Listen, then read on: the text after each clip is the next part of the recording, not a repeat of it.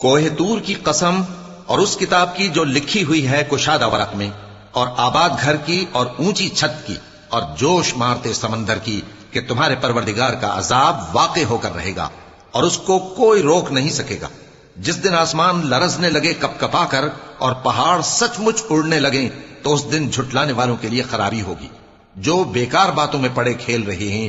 جس دن ان کو آتش جہنم کی طرف دھکیل دھکیل کر لے جائیں گے اور کہا جائے گا یہی وہ جہنم ہے جس کو تم جھوٹ سمجھتے تھے۔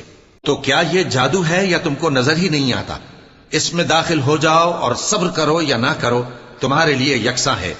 جو کام تم کیا کرتے تھے یہ انہی کا تم کو بدلہ مل رہا ہے۔ جو پرہیزگار ہیں وہ باغوں اور نعمتوں میں ہوں گے، جو کچھ ان کے پروردگار نے ان کو بخشا اس کی وجہ سے وہ خوشحال ہوں گے، اور ان کے پروردگار نے ان کو دوزخ کے عذاب سے بچا لیا۔